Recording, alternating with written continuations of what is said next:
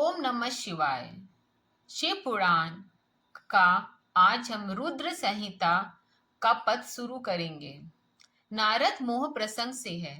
नेमरी शरण में शौकनादी ऋषि सूची से भगवान शिव के स्वरूप और लीलाओं के बारे में पूछते हैं।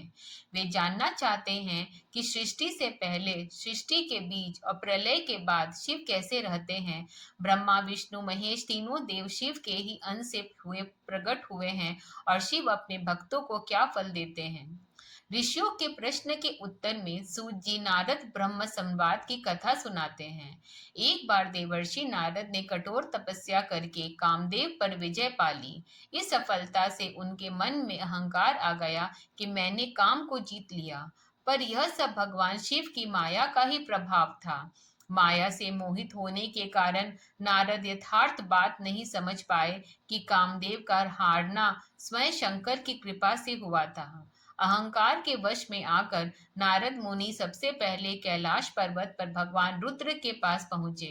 वहां गर्व से भरकर उन्होंने अपनी तपस्या और काम विजय का पूरा वृत्तांत सुना दिया। भक्त वत्सल शिव ने जब सुनकर समझ लिया कि नारद उनकी ही माया से मोहित है, रुद्रदेव ने नारद को प्रेम से समझाया कि यह सिद्धि संबंधी बात अत्यंत गुप्त रखने योग्य है। उन्होंने कहा कि इसे किसी पर प्रकट मत करना, विशेषकर भगवान विष्णु के सामने तो भूल कर भी इसकी चर्चा न करना। शिव ने यह भी कहा कि तुम मुझे विशेष प्रिय हो, इसलिए यह शिक्षा दे रहा हूँ। परंतु नारद शिव की माया से इतने मोहित थे कि उनके मन में शिक्षा का असर नहीं हुआ। उनके चित्त में मत और अभिमान का अंकुर पहले ही जन्म हो चुका था। शिव की बात को हितकर न मानकर वे वहां से सीधे ब्रह्मलोक में पिता ब्रह्मा जी के पास पहुंचे। ब्रह्मा जी को प्रणाम करके नारद ने फिर वही अहंकार भरा वृत्तांत दोहराया कि मैंने अपने तपोबल से कामदेव को जीत लिया है। पुत्र की बात सुनकर ब्रह्मा जी ने शिव के चरणों का ध्यान किया। सारा रहस्य जानकर उन्होंने नारद को रोका और कहा कि ऐसी बात आगे किसी से मत कहना। लेकिन नारद जी के मन में भी गर्व बढ़ा हुआ था। शिव की माया से उनकी बुद्धि को हर लिया था, इसलिए वे ब्रह्मा जी के पास से भी चलकर विष्णु लोक पहुंच गए। भगवान विष्णु ने नारद को बड़े आदर से हृदय से लगाया और आने का कारण पूछा। वहां भी नारद मुनि ने मत से मोहित होकर वही अभिमान भरा वृत्तांत सुना दिया। श्री हरि ने मन ही मन मुस्कुराकर सब समझ लिया कि यह सब शंकर की लीला है। इस प्रसंग में मध्यम से सूत जी समझते हैं कि भगवान शिव का स्वरूप अनादि अनंत और अचित्य है। वे ही सृष्टि स्थिति और लय से एकमात्र कारण है।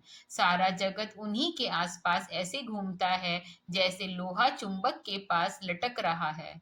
उनकी माया को जानना अत्यंत कठिन है। जो भक्त शिव के चरणों में समर्पित हो जाता है वही इस माया से बच पाता है। बाकी सारा जगत मोहित हो जाता है। शिव का गुणगान सात्विक राजस तामस तीनों प्रकार के मनुष्य को आनंद देता है और संसार रूपी रोग को दबा देता है। नारद मुनि के मोह, भगवान विष्णु की माया और फिर शिव भक्ति द्वारा उनके उद्धार की कथा।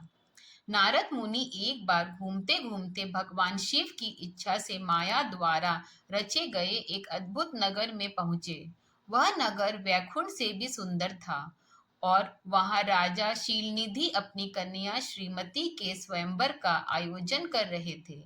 नारद जी उस कन्या के सौंदर्य पर मोहित हो गए और उसे पाने की कामना करने लगे। राजा ने नारद को बुलाया कि यह कन्या साक्षात लक्ष्मी जैसी है और इसका पति शंकर के समान तेजस्वी होगा। काम से व्याकुल होकर नारद जी विष्णु लोक पहुंचे और भगवान विष्णु से विनती की कि वे उन्हें अपना सुंदर रूप दे दे, जिससे राजकुमारी स्वयंवर में उन्हीं का वरण करे।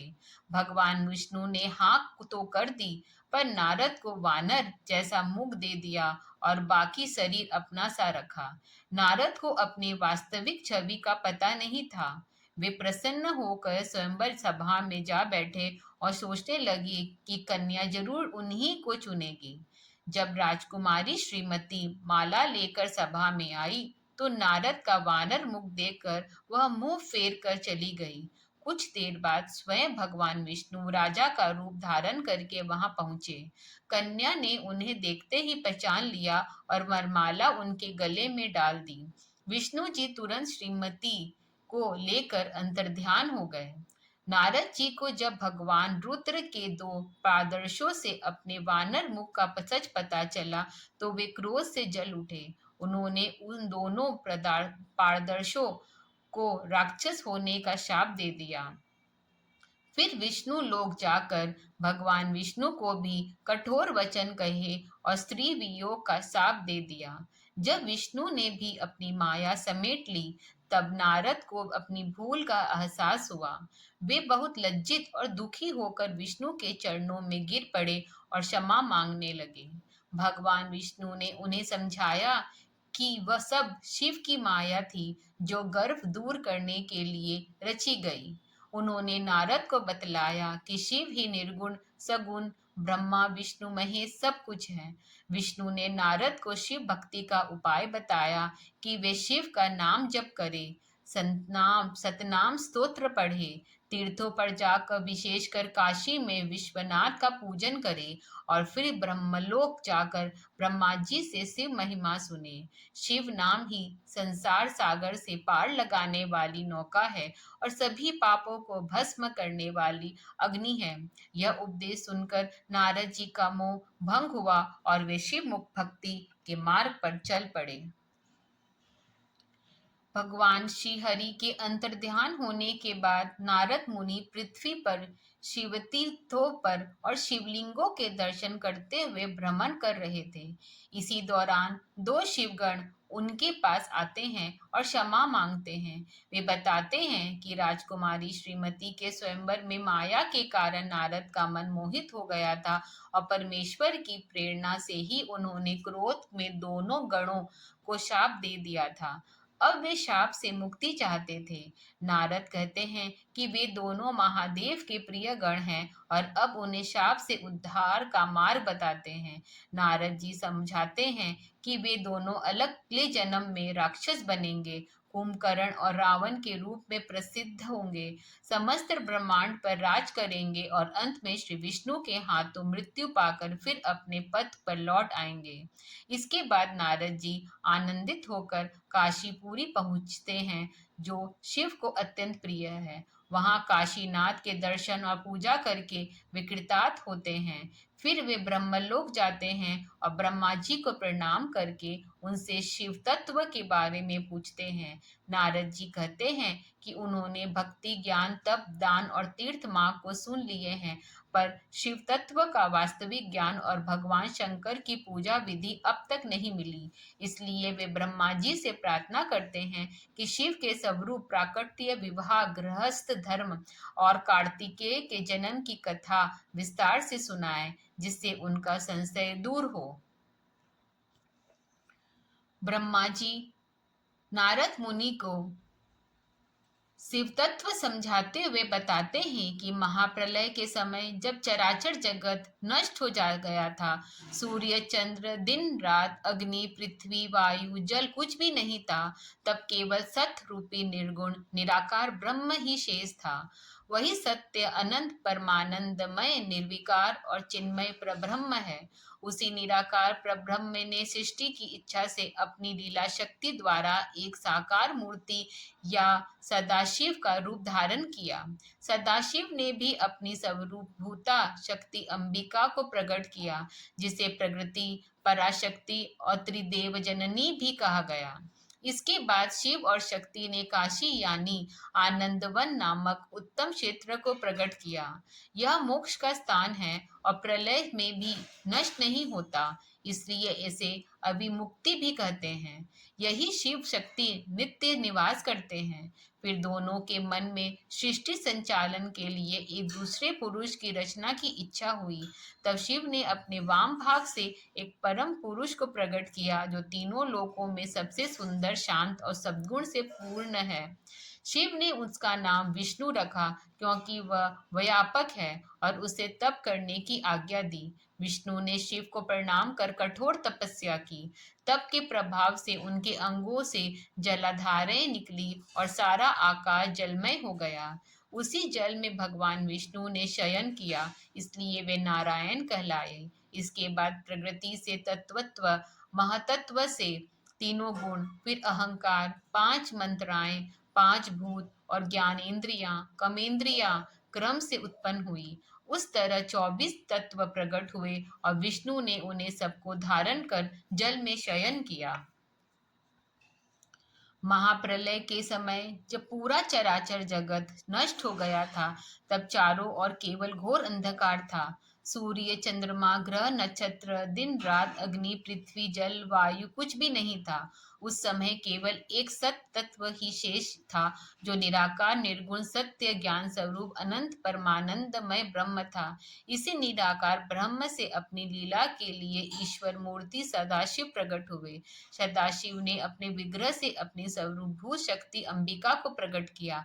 अंबिका 8 भुजाओं वाली त्रिदेवी की जननी, प्रकृति, सर्वेश्वरी और मूल कारण कही गई है। सदाशिव और अंबिका ने मिलकर काशी नाम का उत्तम क्षेत्र बनाया, जिसके आनंदवन और अभिमुक्ति क्षेत्र भी कहते हैं। यह मोक्ष का स्थान है और प्रलय काल में भी शिव इसे नहीं छोड़ते। इसके बाद शिव और शक्ति के मन में सृष्टि संचालन के लिए एक दूसरे पुरुष को उत्पन्न करने का विचार आया। तब शिव ने अपने वामभाग में परम पुरुष को प्रकट किया। कठोर तपस्या के परिश्रम से विष्णु के अंगों से जलधाराएं निकली और सारा आकाश जल से भर गया और विष्णु वहीं पे रहने लग गए। फिर विष्णु उसी जल में शयन करने लगे, इसके लिए उनका नाम नारायण पड़ गया। जब भगवान विष्णु जल में शयन कर रहे थे, तब उनकी नाभि से शिव की इच्छा से एक दिव्य कमल प्रकट हुआ। वह कमल करोड़ों सूर्य के समान तेजस्वी, विशाल और अद्भुत था। उसी कमल में शिव ने अपने दाहिने अंग में ब्रह्मा को उत्पन्न किया। ब्रह्मा 4 मुख वाले, लाल कांति वाले हुए। शिव की माया से मोहित होने के कारण ब्रह्मा को केवल कमल ही अपना जनक लगा और वे सोचने लगे कि मैं कौन हूँ, कहाँ से आया हूँ, मेरा कर्ता कौन है। इसका पता लगाने के लिए वे कमल नाल के रास्ते सैकड़ों वर्षों तक नीचे गए, पर उनका अंत न मिला। फिर ऊपर जाकर भी कमल का कोश न पा सके। जब आकाशवाणी हुई, तब जिसे सुनकर ब्रह्मा ने 12 वर्षों तक घोर तप किया। तब से प्रसन्न होकर 4 भुजा वाले शंख, चक्र, गदा, पद्मधारी, पीताम्बरधारी भगवान विष्णु प्रकट हुए। दोनों में विवाद होने लगा कि बड़ा कौन है। उसी समय उनके बीच एक विशाल अग्नि स्तंभ प्रकट हुआ, जिसका आदि अंत नहीं दिखता था। ब्रह्मा हंस बनकर उस ऊपर और विष्णु वाराह बनकर नीचे गए, पर सैकड़ों वर्षों बाद भी उनका छोड़ न पा सके। लौटकर दोनों ने उस स्तंभ को प्रणाम किया। तब ओम शब्द प्रकट हुआ और लिंग के दक्षिण में आकर ओम, उत्तर में उकार, मध्य में मकार दिखाई दिया। यह प्रणव के परिब्रह्म शिव का वाचक है। अकार से ब्रह्म, उकार से विष्णु और मकार से रुद्र का बोध होता है। फिर भगवान शिव 5 मुख, 10 भुजा, त्रिनेत्र, जटा, चंद्र, भस्म, नीलकंठ से युक्त रूप में उमा सहित प्रकट हुए। शिव ने बताया कि मैं ही सवगुण निर्गुण सृष्टि पालन संहार करता हूँ। कार्य भेद से ही ब्रह्मा, विष्णु और रुद्र बना हूँ। ब्रह्मा मेरे दाहिने अंग से और विष्णु बाएं अंग से प्रकट हुए हैं। ब्रह्मा को सृष्टि करने, विष्णु को पालन करने और मेरे अंश रुद्र को संहार करने का कार्य दिया। शिव, विष्णु, ब्रह्मा, रुद्र में कोई भेद नहीं है। ये सब एक ही परमात्मा के रूप है। शिव ने ब्रह्मा को वाग्देवी और विष्णु को लक्ष्मी के साथ सृष्टि कार्य करने को कहा और स्वयं काली के साथ प्रलय का कार्य लेने का निधान बताया। अंत में विष्णु को सृष्टि की रक्षा, भोग, मोक्ष देने का अधिकार देकर शिव अंतर्ध्यान हो गए। ओम नमः शिवाय। कल हम आगे की कथा कंटिन्यू करेंगे।